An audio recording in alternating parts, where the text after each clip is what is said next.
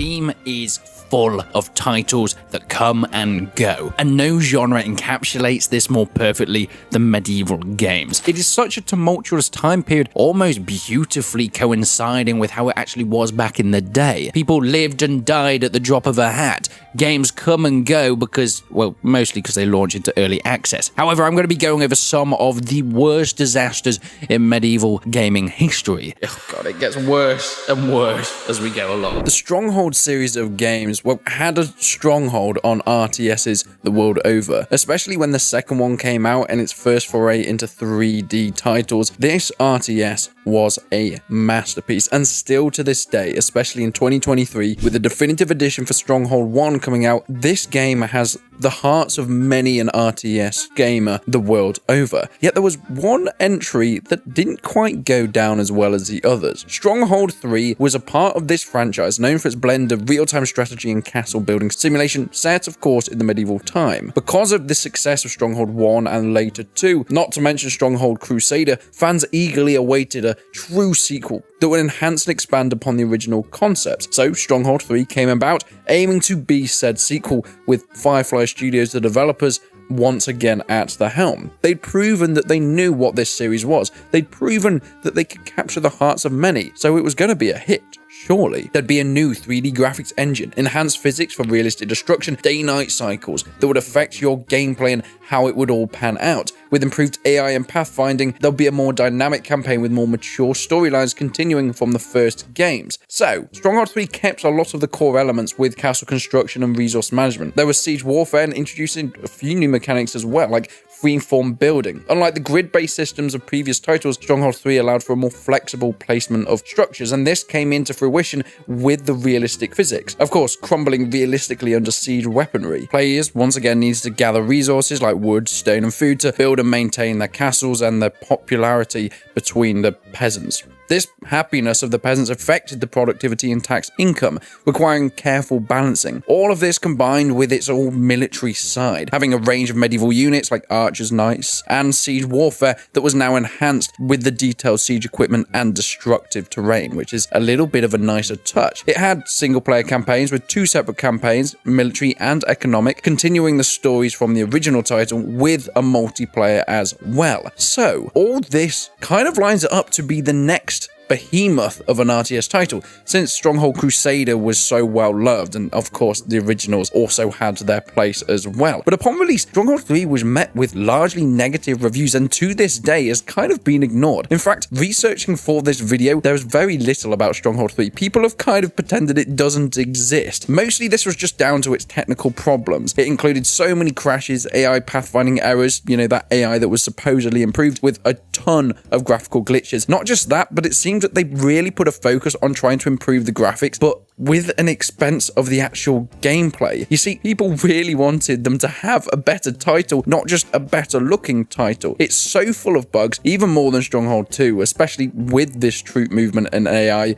Not just this, they took out a lot of mechanics that made Stronghold 2 fun. All the new units from Stronghold 2, except for armed peasants, outlaws, it left out every new unit from Stronghold 2 as well, which is an insane decision. But because of its release as a full main title, people were wondering why it was missing some of the many selling points before. The freeform building, some people did enjoy it, but actually it led to difficulties in constructing functional and aesthetically pleasing castles, ironically since their focus was on aesthetics now. Both the enemy and ally AI were criticism for being incredibly irresponsive. For example, people criticized the fact that archers just couldn't shoot anybody if you don't specifically select them to target an individual unit themselves. The AI just wouldn't sort itself out, which for an RTS game where you're trying to do macro managing isn't ideal. The storyline was considered bland and unengaging narratives with a lack of content overall. Stronghold 3 offered fewer maps, units, and variety in gameplay, despite it being the third in a series that had been so popular that Firefly Studios should be working on the hype, using this motivation to get them to a bigger place within the RTS genre, with other titles like Age of Empires and Total War really making their place in the time of the Stronghold 3 release, which was 2011. This should have been a no-brainer, but they just didn't do it. So what were the factors that contributed to Stronghold 3's failing? It was speculated that the game was released to meet publishers' deadlines. You see, this comes with successes of franchises that often people, and specifically investors, need titles to be out in certain amounts of time, which means means sacrificing necessary development time for polishing and bug fixing. You see, if a game releases with a lot of bugs, this can indicate it to be a rushed title. With delayed patches and of course poor launch support and a lack of communication from the developers, it left the community feeling incredibly neglected. And all of this meant that Firefly were kind of in the mud, and they went away for quite some time until fairly recently with the definitive editions. There was a loss of trust. The game's poor quality damaged the studio's reputation amongst fans and within the industry. And it really showed how you can make a huge franchise and make such a blunder that people only look at the nostalgia of what came before, rather than excitement for what's next. Do you remember War of the Roses? That game that was set during the historical conflict known as Yorkshire is Best. Okay, as a Yorkshire guy, I will always know which side that I shall support. But the game offered to immerse players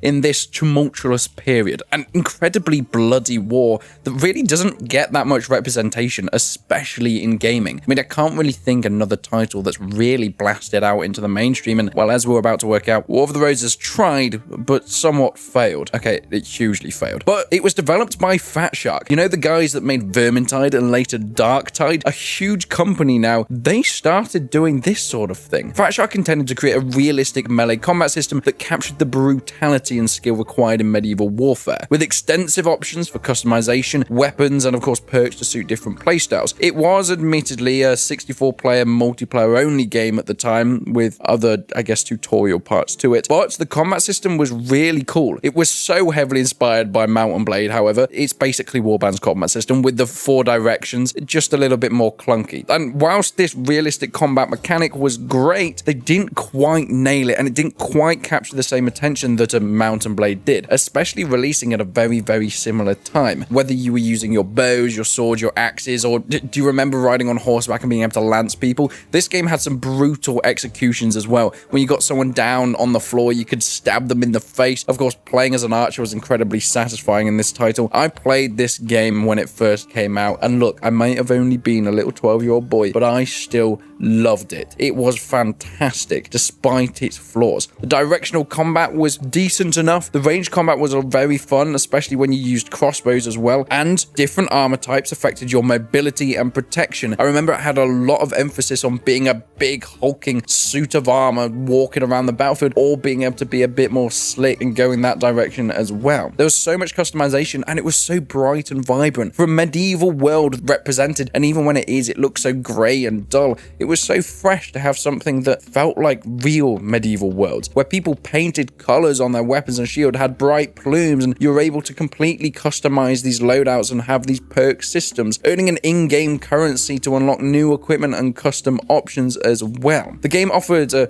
couple of different game modes, with 2 teams competing in a team deathmatch mode, Conquest, where you could fight for strategic points on the map, and pitched battles, the mode with no respawns. If anyone's played Mount and Blade, that's your battle mode, where you get 1 life and you basically just go until last man standing. The battlefields were inspired by real locations, whether it was going through fields or fighting through towns or even in small pitched arenas. There was also some sort of siege modes as well. Whilst they weren't huge scales for the time, 64 players was more than enough. But this terrain also had features that would affect your movement and strategy, like forests and rivers that would affect archers, or being able to change the elevation as well, which would mean cavalry could be useless in some areas. So when it came out, how was it received? Well, I think it was very mixed. People loved the fact that there was another studio delving into the medieval world, but it just didn't quite have the polish that I think it needed. The combat system was lauded for its depth and skill required to excel, yet its clunkiness. Whilst it had that ability to easy to learn but difficult to master style that Mount and Blade had, it just wasn't quite as smooth. People loved the extensive customizations, and visually it looked great, and the sound design contributed to the really immersive medieval atmosphere, definitely going towards the more brutal, bloody side than something like a Mount and Blade did. Yet there are a few factors that inevitably led to its failure. It had some pretty intimidating mechanics for new players, at least in the mainstream. The realistic combat system, whilst was not sufficiently tutorialized, making it harder for new players to enjoy the game. This meant that you have your Mordhouse syndrome, as I like to call it. As the game goes on, you have players that get better and better. People that are, let's admit it, medieval nerds like us, who love these types of sword fighting titles, but get get good at the game to the point where any new players get absolutely slaughtered, meaning that no person could come in and actually enjoy the title, completely knocking accessibility through the window and of course making it just a haven for sweats. This is great if you enjoy sword fighting titles, but it's not good for growing a brand. The servers were very unstable as well, with frequent disconnects and lag hampering the multiplayer experience with your general bugs and glitches. You see, Fat Shark was still a fairly new company at this time, and this was one of their newer releases, and they hadn't quite captured what they really were going for. The game was later put to free to play, but even that wasn't enough to save it, with titles like Chivalry Medieval Warfare really blowing up at the time, and as I mentioned, the Mountain Blade series that had an established multiplayer and a fan base that came with it. Not just this, but it has single player as well, which I think really captured people's attention and all in all gave it a better variety for the content. So whilst it was a great idea, it wasn't quite executed well, and it released at a really tricky time that, funnily enough, and it sounds almost ironic now because of the lack of medieval titles that we get, but at a time where there was an oversaturation of medieval games. In February of 2017, as I mentioned, Paradox Interactive announced the closure of the official servers after it went free, and well, nothing really actually happened with the savior. This was alongside War of the Vikings, which, as a side note, was kind of the sequel to War of the Roses. It came out in about 2015 and it did about the same. It had all the same issues and they didn't really learn anything from the first failure. So unfortunately, whilst there was another cool game, it didn't quite work. And in fact, as somebody that loved these titles, I'm so sad they didn't work out. I would love to have a proper War of the Roses game, and maybe Fat Shark. Now you got a bit more cash in the bank, you've had your Vermintide and your Darktide successes. Maybe it's time to revisit War of the Roses. War of the Roses 2, War of the Roses Remastered. I think they know what they're doing now, and I would love, just love to see that come back just one more time. Let's talk about Reign of Kings. It was going to come up at some point or another. Codehatch was a Canadian indie developer. In fact, actually, I do think they still exist in some form or another. They previously worked on a game called Starforge, which was a science fiction sandbox released in early access on Steam. Yet, when the game came out, it faced a lot of criticism for technical issues and unfulfilled promises, which, I mean, as you probably already know, foreshadowed a lot of the challenges that this game came about. Releasing on March the 11th of 2015, once again, Reign of Kings came into early access. It was conceived as a medieval survival game that combined elements of crafting, building, combat, and most importantly, social interaction, i.e.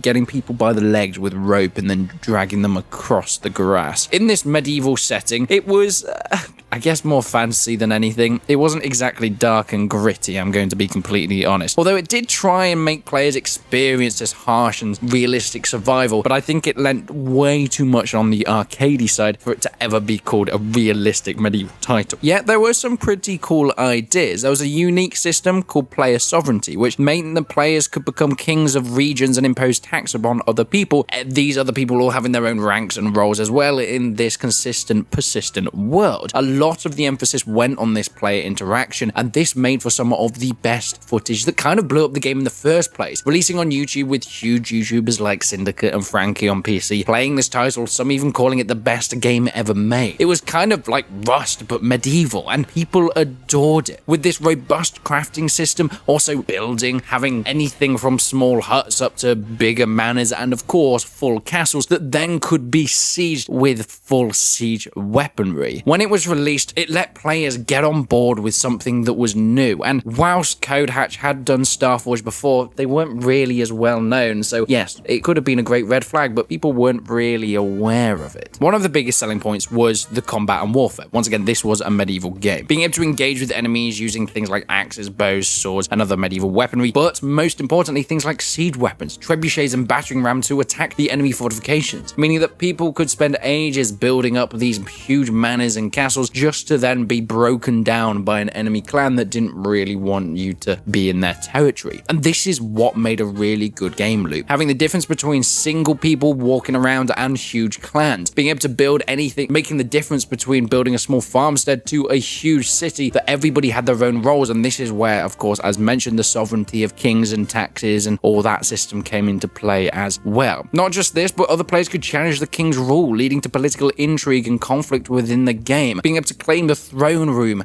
and becoming the king themselves, forming groups from mutual protection or resource sharing, or even for coordinated attack, capturing and imprisoning enemies. And yes, you could do that with voice over IP. It made for some incredibly fun moments. Not just this, but the voice chat also was within certain distances, and it meant that the louder you yelled, people could hear it from further and further away. And you might think this is a small addition, but it made just for some of the most funny moments. You see, some games live and die off these moments, and a title like Hold Fast Nations of War also experienced something very similar. The voice over IP and the voice chat proximity stuff made the best YouTube videos and funny moments clips, which blew the game up, and Reign of Kings was experiencing this. It was a really ambitious concept, but it had players' attention. So what went wrong? Why did it end up falling off a huge cliff and being tied to the stocks? Well, there are a lot of technical issues to start with. As you can see by much of this gameplay, whilst it is very ambitious and cool, it's still quite janky. There were numerous bugs and glitches with a lot of performance problems. The game suffered from rampant hacking and players using exploits, and just CodeHatch were not putting anything in place in order to solve this. People were getting so angry at the developers because their game had become almost a cesspit, and this led into a more toxic fan base. Griefing and harassment was so common that just distracted from the overall experience. This meant that the reviews started to plummet over time, and for a game that was built off an entirely multiplayer community, it's not exactly advantageous when the fans that are sticking around start to hate each other. People just didn't feel like the developers were listening. They felt like everything that was being an issue was getting pushed to the side in order to,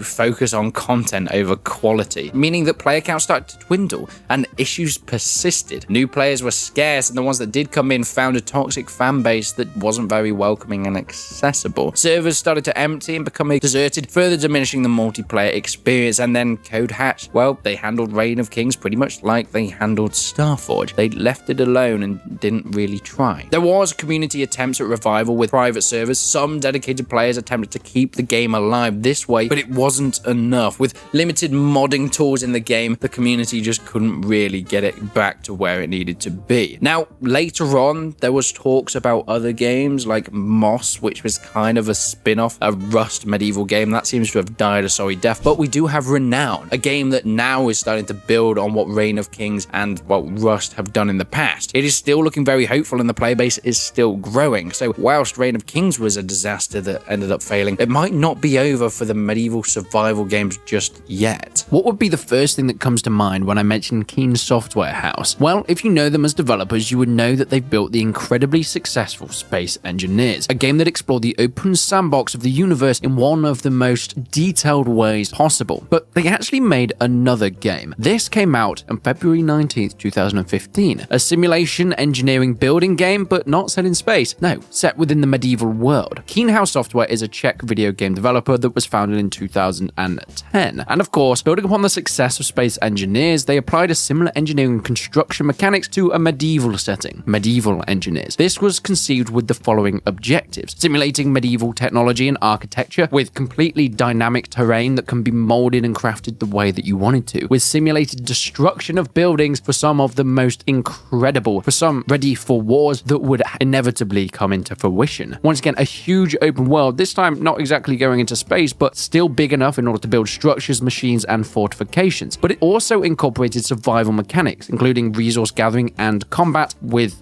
historically accurate weapons and wild animals to fit potentially bandits as well. And who knows, maybe you even run into a few bandits along your way. The game received regular updates, initially introducing new features and bug fixes. It was all revolving around the materials and tools of the medieval period. Structures that are subject to realistic physics, including weight and structural integrity, and an emphasis on design and constructing machines in order to help you. You had health and stamina to help that you needed to manage while avoiding environmental hazards or other players, because of course, once again, this is a multiplayer game as well. The game used a voxel-based system, allowing for detailed and flexible construction. Buildings must be structurally sound, otherwise they'd collapse under their own weight, or if there's a trebuchet rock coming square on. You could save and share designs with their blueprint system, meaning that you are able to construct a fantastic portcullis, save it, use it later with other people, or share it around. The planets were large and procedurally generated open worlds with varying biomes and resources that could all be terraformed by digging tunnels, mining resources, and modifying the landscape, with NPCs that would settle around as well. Although these features were very very limited. Now, the initial reactions were kind of mixed. There was a lot of enthusiasm because people loved Space Engineers that had come out just the year previously, but still some caution as well.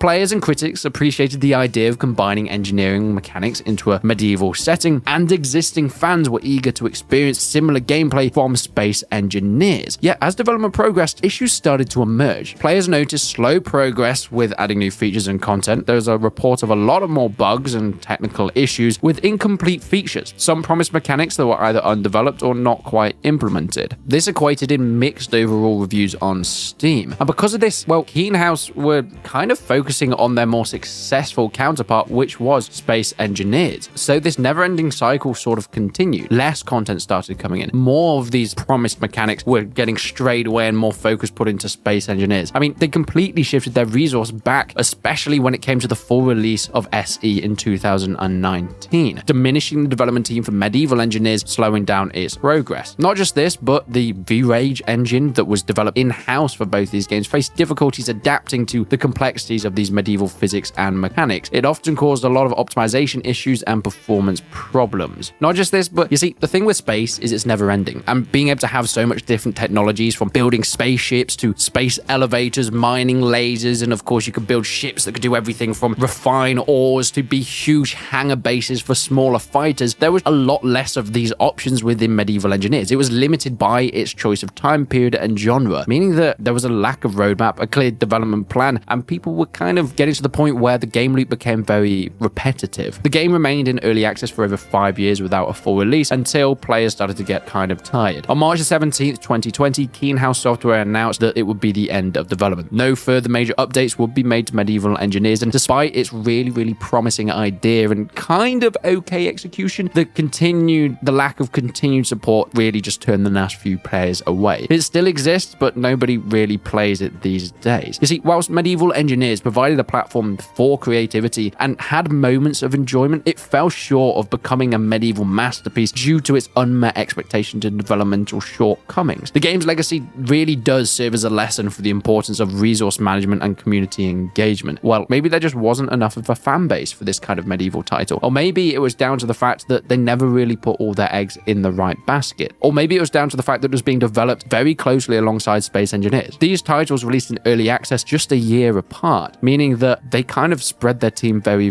thin for a company that wasn't a huge AAA budget thing at this point in time. So maybe it was always doomed to failure. Okay, this was the one that I've been building up to this whole time. Let's have a deep dive back into Life is Feudal MMO, because it did die in one of the most horrific ways possible, yet somehow there's been more updates with it since its demise. Coming out in 2018 by Big Box Limited, Life is Feudal MMO was kind of the bigger version of a title called Life is Feudal Your Own that came out a few years before. It was a massively multiplayer online role-playing game that pit you in possibly the most hardcore survival world of all time. One that really made you wonder why you even needed a job in the first place. The vision was supposed to be a large-scale realistic medieval sandbox, building upon the foundations of its predecessor, the aforementioned Life is Feudal Your Own, which was this smaller scale multiplayer title with 64 players on the server. Yet the MMO version was supposed to be a persistent world with thousands of players and, well, a map to fit it, providing historically grounded medieval experiences with survival mechanics, with a world entirely shaped by players' actions, where you could actually terraform, build tunnels, go into mines if you had 36 hours to take away one bit of rock, and of course build complex crafting structures. Skill trees that reflected medieval professions and combat and took at least a century to unlock one square from, and massive siege warfare that inevitably nobody actually got to because cutting down a tree in order to build your palisade meant that you had to wait 4 weeks of real time for it to grow. Oh, can you tell that I'm not a huge fan of this game? Development began shortly after the Life is Feudal Your Own release back in 2015, with closed beta testing in 2016. Then it launched in 2017 with an open beta, with an official release as mentioned in January of 2018. It was a huge title and it actually did pretty well upon its initial release. Its business model adopted a buy to play with optional microtransactions for cosmetic items, and at the start they were okay at the start. You see, the game had often utilized crowdfunding campaigns. This was all well and good and there was a huge community for it. Mods like Mount & Blade's Persistent World was huge at the time and people wanted a standalone version of it, and and Life is Feudal's MMO seemed like the next best thing. But as these microtransactions started to leak in a little bit more, people started realizing, oh god, it gets worse and worse, with outrageous prices and completely surpassing all of the progression system. Being able to buy XP, being able to level up incredibly fast times compared to the game itself. You see, it's nothing new and it's nothing special, people adding in microtransactions to MMOs in order to progress through the game quicker. But a game like Life is Feudal MMO slowed down the base game so much that, my god, it was almost paramount to pay extra money in order to have an not even enjoyable but passable experience. You see, players needed to manage hunger, health, stamina, and every other survival aspect. You'd have weather seasons that would affect gameplay, such as crop growth and conditions and your travel conditions, and of course, things like the death penalty that would basically mean when you die, you lose all your skills. Yeah, it was pretty rough. But as mentioned, they really tried to focus so much on realism, so things like planting these crops would take days, not in-game days, real life days. Building mines would take hours and hours and hours in order to get to any sort of resources. I remember playing even just the Life is Feudal Your Own version. This was before they made it even grindier in the MMO, but my mates had to set up macro keys just so they wouldn't get RSI on their wrist for spending 30 minutes to take away one block in the mining department. Then the MMO came and ramped that up to 11. There was some sort of combat and warfare with directional attacks and parries, similar to Mount and Blade, but because the servers were so laggy, not just because there was a lot of people on them, but also the infrastructure was just horrific, it was almost impossible. I mean,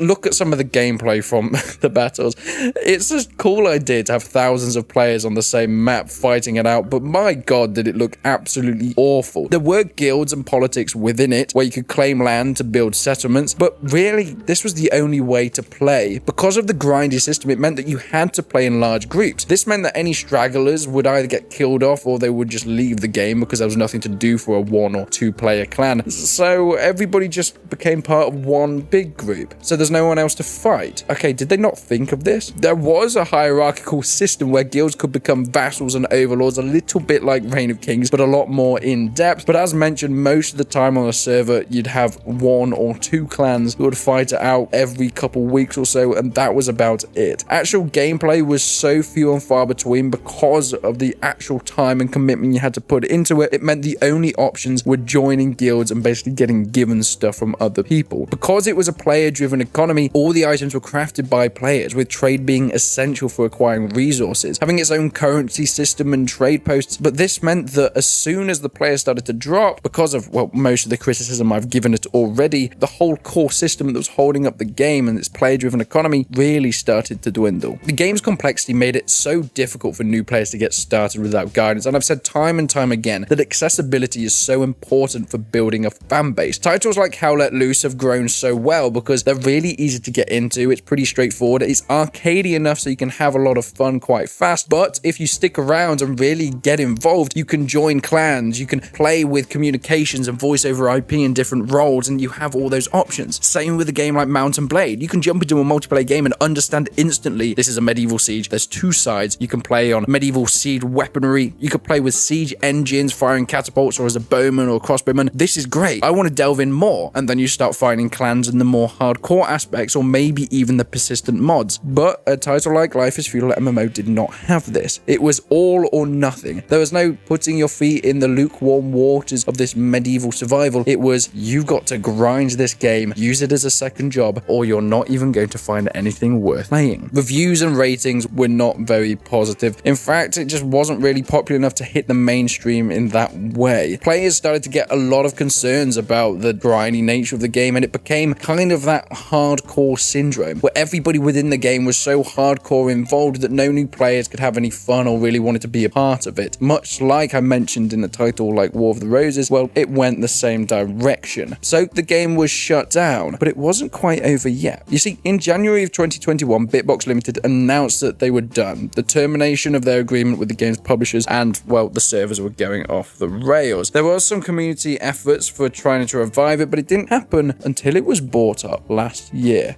So the game is back. It's been bought by a Chinese company and they're trying to sell it as a subscription model. No, it's not on Steam anymore, but you can get it through their website, and technically it's still going. They're still bringing out updates and they're trying to revive it in a big way. In fact, I was offered a sponsorship by it not that long ago, and I did have to turn it away because I just thought it was an absolutely terrible idea. I am still kind of on board with this game coming back and being a success, but so far, or at least until I see some tangible decisions that are made in order to make it more consumer friendly and actually fun for players, I'm not gonna touch this thing with a barge pole. Adding it as a subscription model is awful, and I just wish that somebody would come and save this title, or actually just make a new one. But guys, can we actually make it fun? I don't need another job. I really don't. Please.